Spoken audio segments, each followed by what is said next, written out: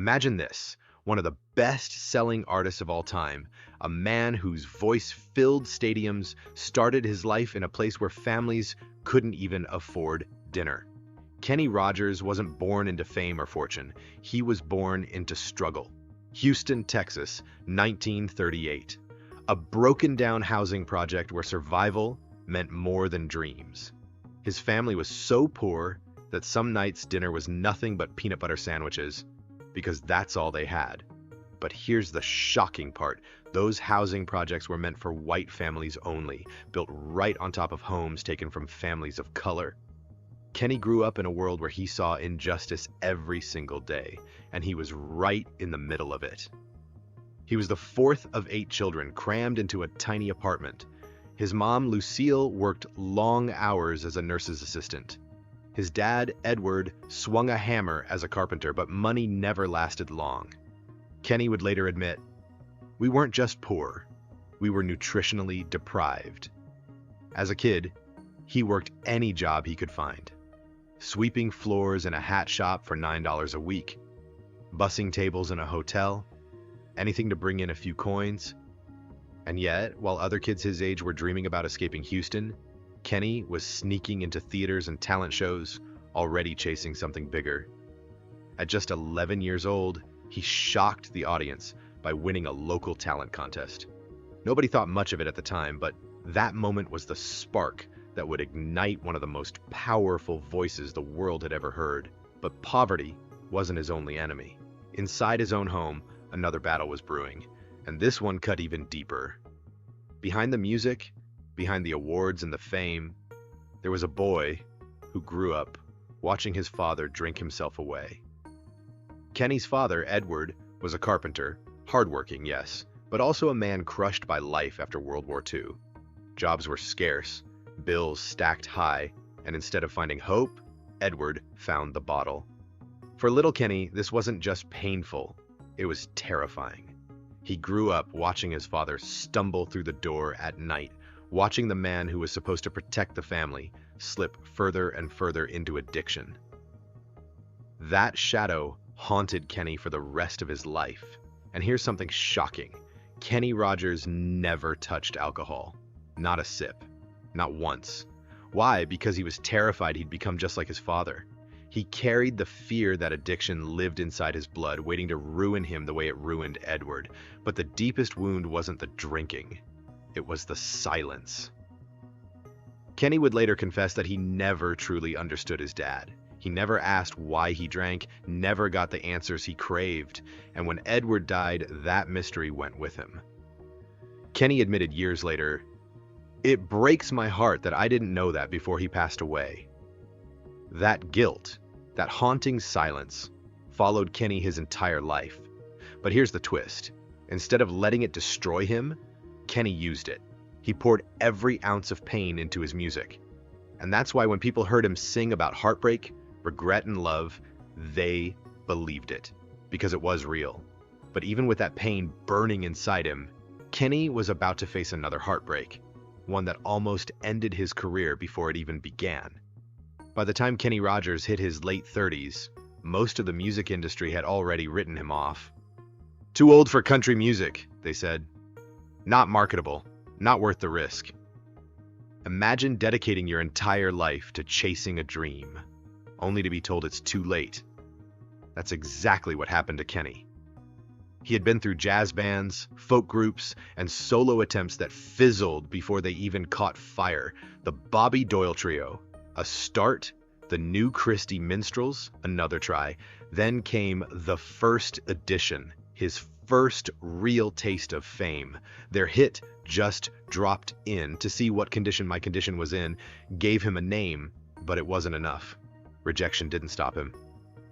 Kenny worked tirelessly, performing at tiny clubs, lounges with just a few hundred seats, pouring every ounce of himself into each note.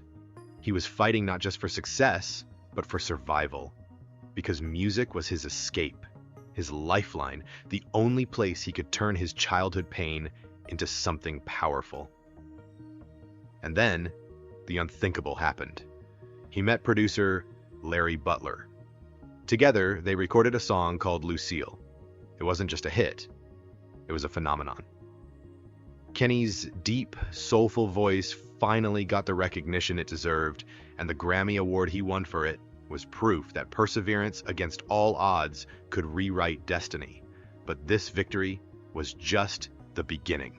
Fame came fast, but with it, a new world of heartbreak, betrayal, and scandal that would test him in ways that he never imagined. Once Lucille hit the airwaves, the world couldn't get enough.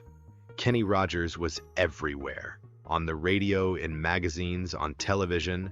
Hit after hit followed The Gambler, Lady, Islands in the Stream with Dolly Parton, songs that didn't just climb the charts, they defined a generation. But here's the thing about Kenny. Behind every glittering award and sold-out stadium, there was a man who knew loss intimately. While fans were cheering, he was fighting private battles, pressure from record labels, rumors about his relationships, and the weight of a career that demanded more than any human should give. And then Hollywood came calling. The Gambler wasn't just a song anymore, it became a TV movie series. Suddenly, Kenny Rogers wasn't just a singer, he was an actor, a storyteller, a legend who could make a song live on screen. But fame is never free. Every spotlight cast a shadow, and for Kenny, that shadow often included heartbreak, jealousy, and the constant fear of losing everything he had fought for. And while the world saw a superstar, few knew about the tragedies waiting just around the corner. Tragedies that would almost shatter him entirely. Kenny Rogers wasn't just a superstar, he had people in his life who were family, even if they weren't related by blood. One of the closest was Dottie West, his longtime musical partner. Together, they created magic. Hits like Every Time Two Fools Collide made fans swoon. Offstage, they laughed, shared secrets, and leaned on each other through life's harshest blows. But in 1991, tragedy struck that would haunt Kenny forever. Dottie's car broke down while she was rushing to the Grand Ole Opry. She called a neighbor for help, hoping to make it to her performance. No one expected what came next. On the way, the car lost control, crashing into a freeway divider. She survived the initial impact but suffered severe internal injuries. After multiple surgeries, she didn't make it. Kenny was devastated. His grief wasn't just about losing a friend, it was about losing someone who understood him in a way the rest of the world never could. Years later, he fought to honor her legacy, pushing for her induction into the Country Music Hall of Fame. In 2018, that dream finally came true. When he congratulated her posthumously, it wasn't just a public gesture, it was a private farewell to someone who had meant everything to him. But while he mourned one loss, life was about to test him in another arena entirely: love and family. Kenny Rogers' personal life was a roller coaster few could have imagined. He married 5 times, each relationship beginning with deep love but ending in heartbreak. His first marriage, at just 19, produced a daughter, Carol Lynn, but dissolved quickly. The second and third marriages didn't last either, leaving Kenny questioning himself as he chased the dream that had already taken so much. His fourth marriage, to Mary Ann Gordon, ended in 1993 with a staggering settlement, reportedly around $60 million. Even though he loved her, the pressures of fame, touring, and his relentless drive left cracks that couldn't be fixed. Kenny admitted in his autobiography, "When I became driven and selfish, I was so intent to follow my life that it cost me." Then came Wanda Miller, 28 years his junior. At first, her parents didn't approve. She was barely 2 years younger than Kenny's previous wife. But love doesn't follow rules. With Wanda, Kenny found peace and stability. They had twin boys, and he finally got a taste of the fatherhood he had always wanted. But even then, age hung over him like a shadow. He worried he wouldn't be there for the most important years of their lives. And yet, despite regrets and heartbreak, Kenny poured everything he had into his family, his music, and the few people who mattered most. Because he had learned early in life that nothing lasts forever and every moment was precious. But even with love finally in his life, Kenny would face battles most fans never saw. Fights for money, respect, and control over his own legacy. Even legends aren't immune to being cheated. By 2012, Kenny Rogers found himself in a battle that exposed the dark side of the music industry. Digital music was booming, but something wasn't right. Downloads, streaming, profits. He and countless other artists weren't getting their fair share. Capitol Records, the very company that had once supported him, allegedly owed him nearly $400,000. Kenny didn't just quietly accept it, he took a stand. Alongside icons like Rob Zombie and the Allman Brothers, he fought back. It wasn't just about money, it was about respect. About proving that even the biggest names in music could be taken advantage of.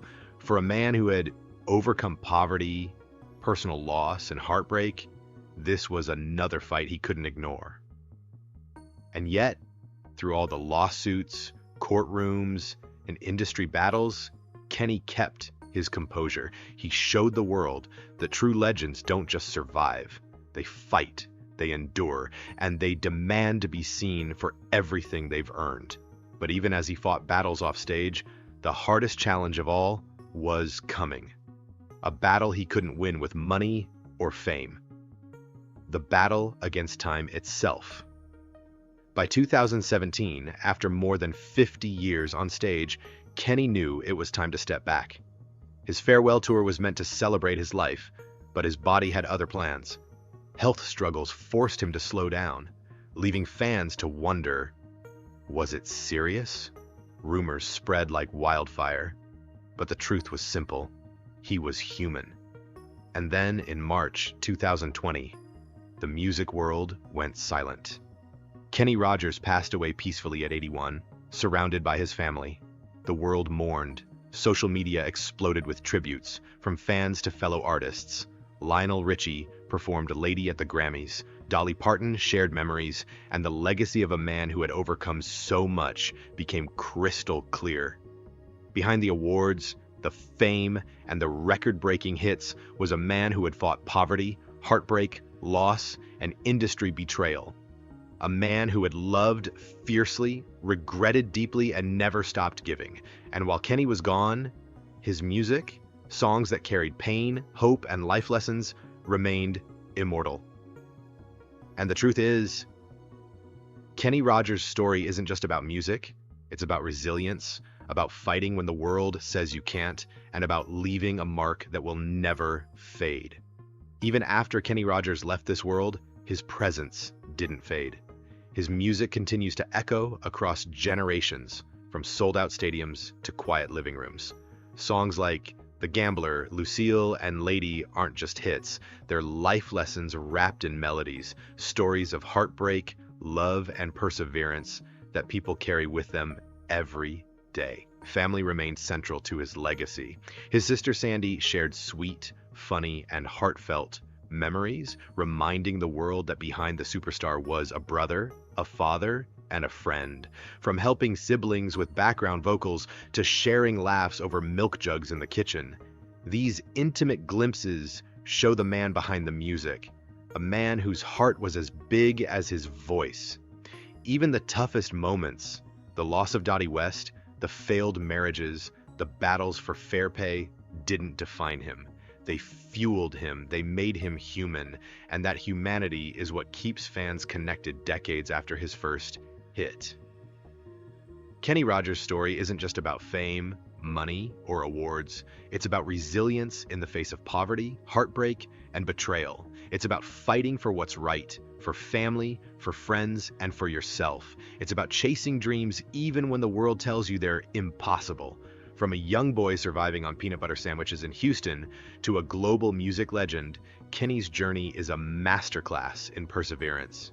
He showed that even the deepest wounds can become a source of strength. His songs still make us cry, make us hope, make us believe. And that's why Kenny Rogers will never be forgotten.